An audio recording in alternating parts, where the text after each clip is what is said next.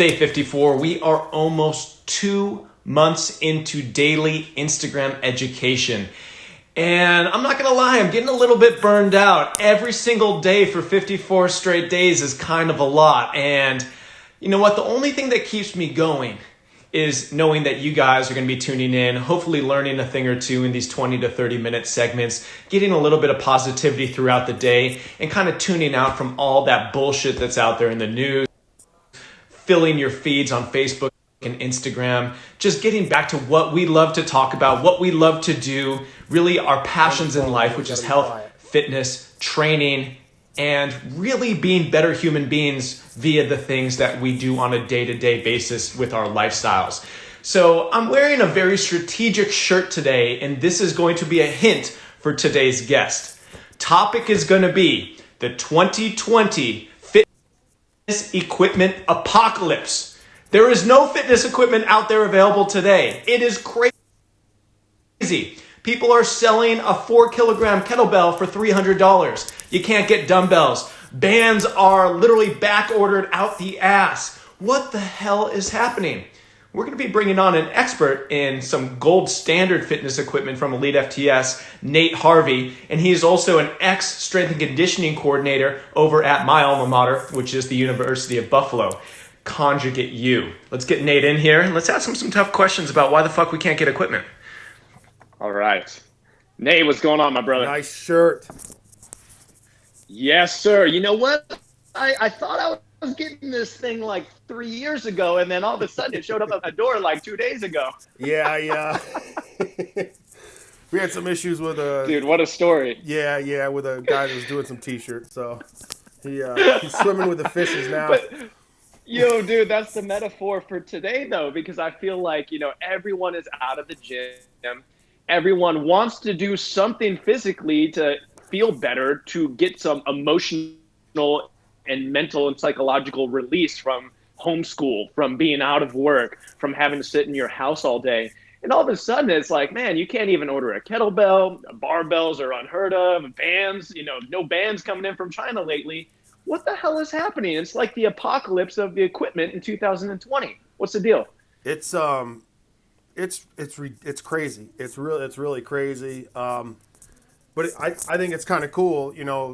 A lot of times when our economy is in a rough spot, and I understand gyms are having a rough time and stuff now, but I mean, we're really kind of seeing how important fitness is to people. So there's really some negative stuff going on, but also too, it's kind of cool to see that people are making this a priority. Definitely, man. I go out for a walk every single day around the neighborhood, and I see more families walking together. I see more people jogging. I even see a couple absolute meatheads like in bulletproof vests and like pulling a sled with a harness on their backs. So there are people out there doing things. But I think that as soon as like the gyms close, like this is maybe the first time in 40-year history of the fitness industry that a lay person, a gym member couldn't just roll into a commercial gym, a private center, whatever it may be, and go in and get a workout. So this has really opened up people's minds to being like, hey, I know that physicality and staying healthy is extremely important right now, but man, maybe I have to do it from home. Maybe I can't go back to the gym. Maybe I don't feel comfortable yet going back into the gym from safety concerns. And then the first thing that they do is go, okay, I'm going to set up my sick ass home gym. I've wanted to do this for 20 years and finally I can do it. And then they sign online and there's nothing available. Amazon's back ordered for 16 years. Why is that happening? Like, are a lot of the manufacturers not able to work right now? I know like Elite FTS, you guys make down in South Carolina, American made. What's going on with the manufacturers? Yeah, there's a lot going on. Luckily for us, our manufacturers are in South Carolina, so they're able to keep up with stuff. So there's that. Like some of the places we get plates from, they're in states where they have to shut down, so there's certain plates we can't get right now. A lot of it is some people that are open, they just can't keep up with stuff. Our typical turnaround time is 4 to 6 weeks on racks and stuff. Now we're looking at about 8 to 10. So it's a little slower, but it's still, you can still get stuff. But then like some of our other distributors, they just can't keep up, and it's crazy. Like they're so busy we can't get an update on an order because it's just boom, boom, boom. They put minimums on the orders to try to slow it down, and Yeah. like I said, people are showing that they want to train, but it's crazy. Dude, I was laughing to myself there, and it may be seeming a little bit insensitive, but manufacturing's in South Carolina. You guys are probably like, fuck yes, South Carolina and Georgia. Upon reopening, you're like, thank God we're not manufacturing in Ohio. Right. Because some of the big dogs in the manufacturing industry, I know that they're getting hit hard right now because Ohio is basically shut down that type of manufacturing, and Ohio's been pretty stringent on the gym economy as well. But having Elite FTS in Ohio, how has that affected everybody at HQ? Over at the compound in the offices. Luckily, we were able to stay open just because the facility is so big. Everybody can keep their distance. And so, Yeah, like we have a couple people in the same areas. There's still a lot of distance. So when they design the facility, there's a ton of space. huge. But even outside of that, like there's probably 300 feet between front desk and warehouse, and 50 feet between the office space next to the front desk, and it's spaced out. And a lot of the business is family members, so it's Yeah. kind of, what I mean. They can come in and help out, and they've at headquarters and our manufacturers. Those guys have been busting their ass. Like, props to Yeah. them because they've been killing it. And I know it's not easy. Yeah. You talk about people grinding and doing the hard things. A lot of the attention right now is on the front line, and there are heroes out there: the doctors, the nurses, the medical staff. But there's a lot of people in a bunch of different industry really just trying to keep people's livelihoods, their lifestyles afloat. Doing the hard things. Working at the grocery stores, working at Target, getting some meatheads, some equipment to train with out of Elite FTS's headquarters. All this stuff is very, very important because we look at the repercussions of not being able to be physically active, not being able to have a mental and emotional outlet, even a couple minutes a day. And that's a huge negative impact on our health and our wellness. So it's like, I have no dog in the game. My family is the fitness industry. My family is the men, the women, the people that are trying to get back in and help serve the community and the culture around health and wellness. But, it's about time that we start getting back in and looking at things a little bit more holistically. Like, hey, guys, it is time to be active. It is time to do a little bit for yourself. And I think that there's been so much over the last number of months, like, oh man, it's selfish if you take 30 minutes to train while your kids are at home. It's selfish if you go out for a walk or you get a workout. It's selfish if you want to go back to the gym and take care of yourself up here as much as, your musculature. And I think that it's not, because we are getting challenged every single aspect of our day. I know for me, and I know for you guys over there, every day has things that happen that you're like, I could have never foreseen this challenge occurring any other time in human history, but they are. So if I want to be at my best, if you want to be at your best, man, you better do the things that make you feel your best, make you function and stay clear up here so you can better serve the people around you, your family, your friends, your community, society as a whole, and of course your clients if you are a coach or a fitness professional within the industry. But I think a lot of people are just sitting around and they're like, oh, I'll just wait until the gym opens.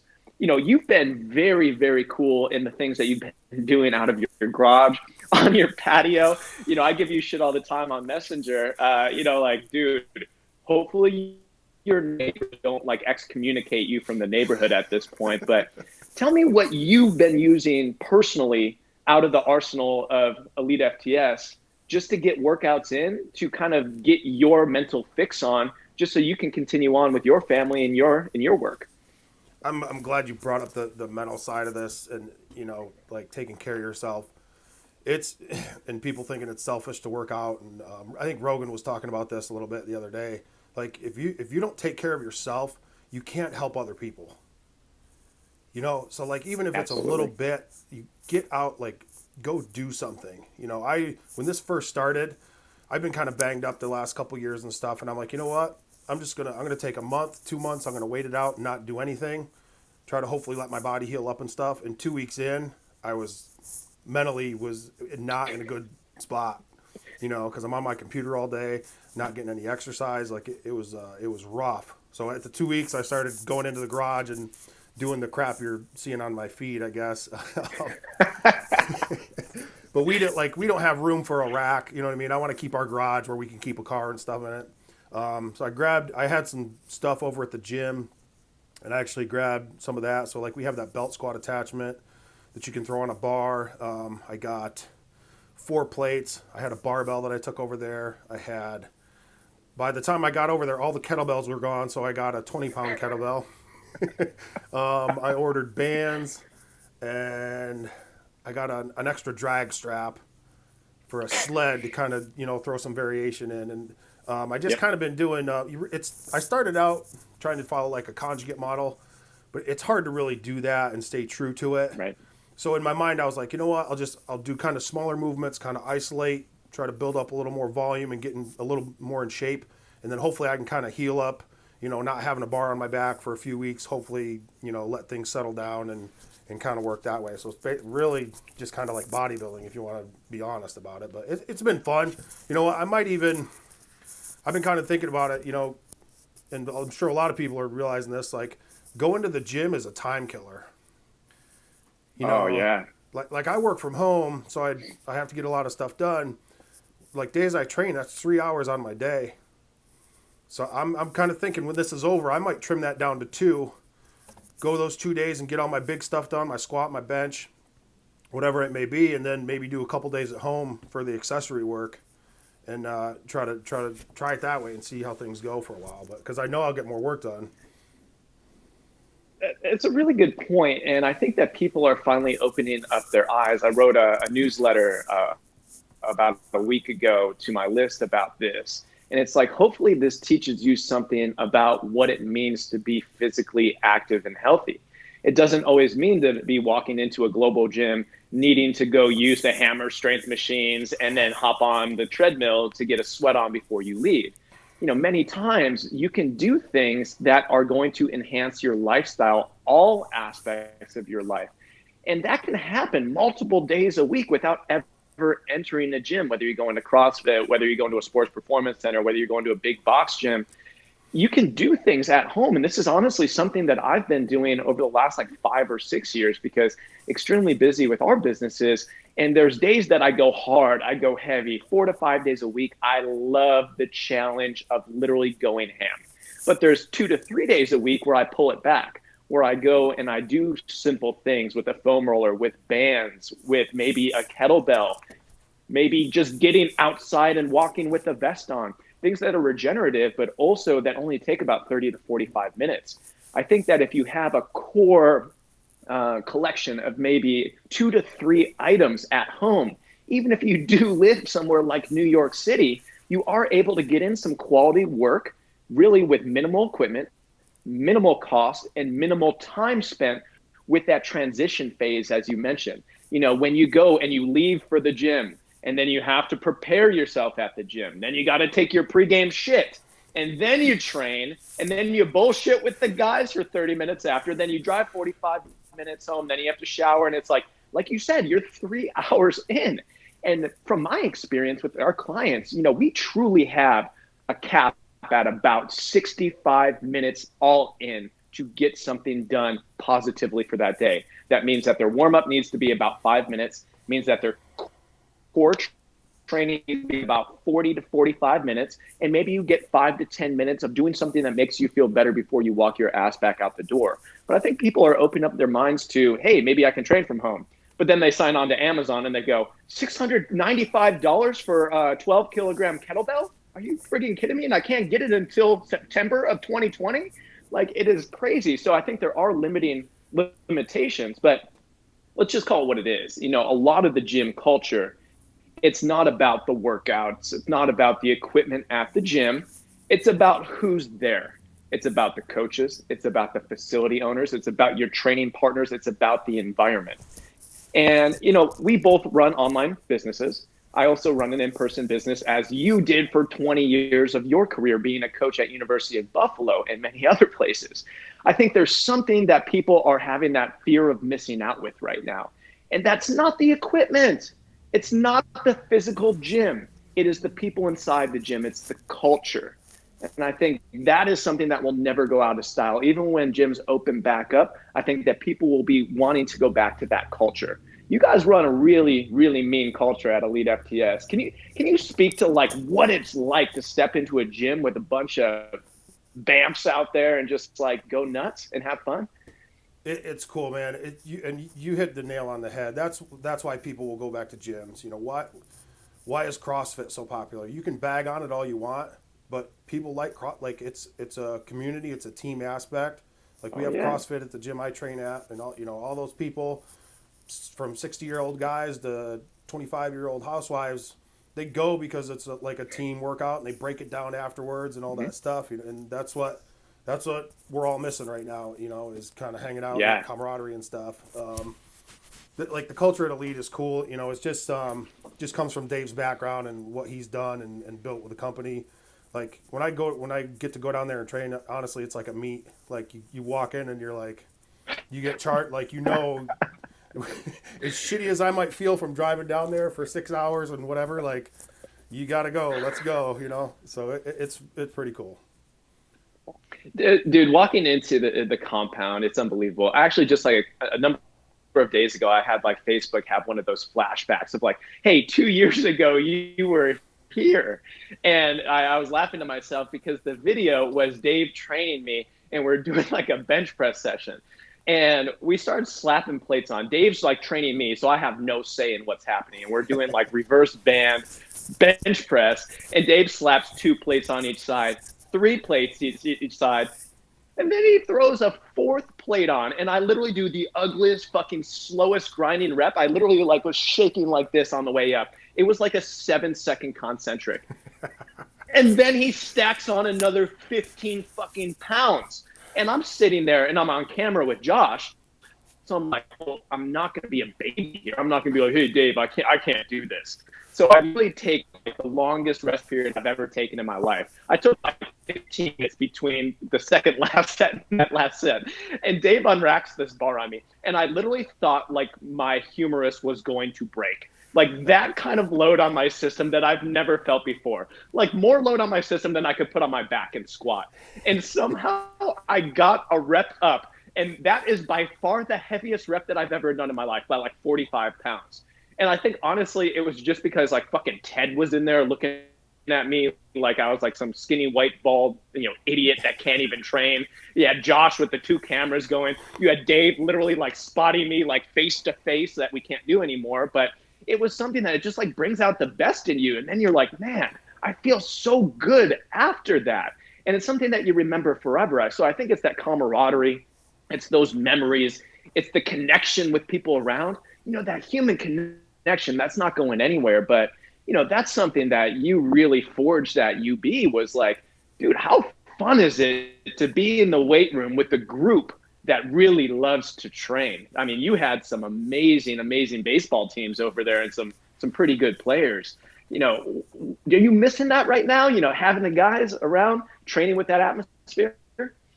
Yeah. I mean, you really can't, you can't duplicate that. The things like that are what make putting up with all the other bullshit that comes along with that job. And you can ask any strength coach this. They'll tell you the same thing. That's what makes it worth it. You know what I mean? Strength coaches, a lot of them won't say this, but they eat a lot of shit to keep their job.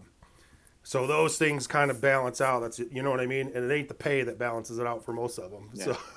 So, having kids that want to come in, and it's just like that whole being an athlete or, an athlete growing up, like you understand that team atmosphere and everybody working towards the same goal.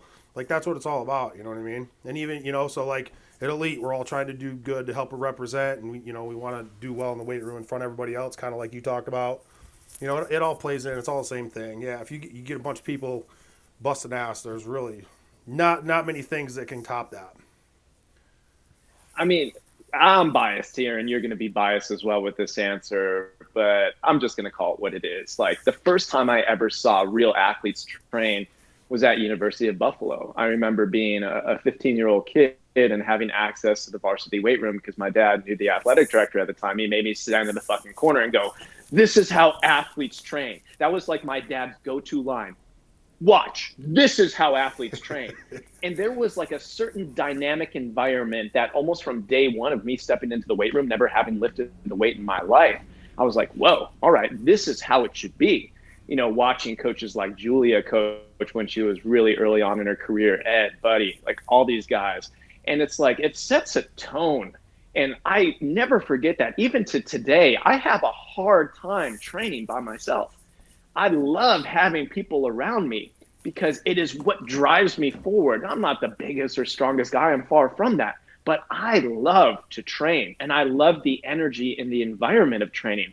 But I think that early on, you know, at 15 years old and then up at 20 years old, being able to, you know, work in that same weight room, it was like, holy shit, you know, I'll never forget that. But I think that that same energy is what I chase, you know, 15, 20 years later. And there's just something special about that I don't care. No home training, no garage gym, you know, no walks outside with your 3 fucking kids while they're crying is ever going to make up for that.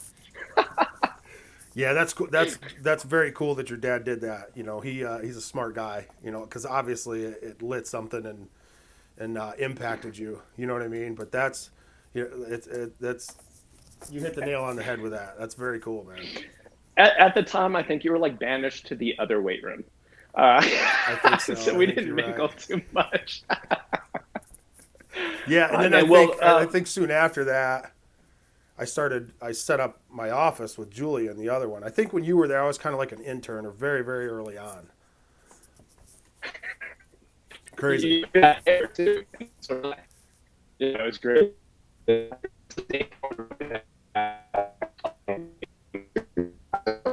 didn't hear that diversity. Well, where can people get stuff with like now, you know, things like small things that people need in their home gyms? I'm sorry, you broke up for a few seconds there. I couldn't catch. Oh, sorry, man. Yeah, dude, the feed's been so shitty on Instagram. Where can people get some home training equipment like fairly soon? Like, I know that there's back orders on all the big items like the squat racks and all that custom shit. But are you guys shipping out like fairly soon? We're waiting to hear on bands right now, like you mentioned before. We kept up for a while. Right now we're out and we're working on getting some over here. I'm not sure Us when. as well. Yeah, keep checking the site. Like I said, a couple of our weight distributors are in PA, so hopefully they'll be back on soon. And the other one that we have right now is just they can't keep up, so it's. So what you're saying is fingers crossed that gym's frigging open because everyone's getting flabby and getting weak and there's no hope for getting equipment. Pretty much. Or you get your order in on your racks and equipment and stuff and be ahead of everybody.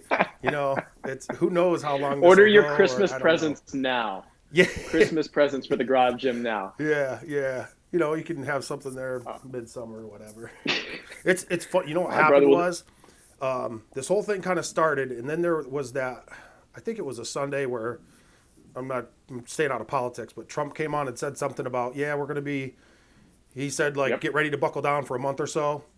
The next Monday was just, like, insane. The phone was just ridiculous. Oh, man, you guys got an inside track to the White House. It's all about garage gym equipment. Conspiracy theory. It's a conspiracy. Well, I appreciate your insights, man. Always appreciate your content and what you do for the industry. And, you know, this was day 54. I don't know if I'm going to make it to 100. The goal when I set out to do this was to do 100 straight days. Okay.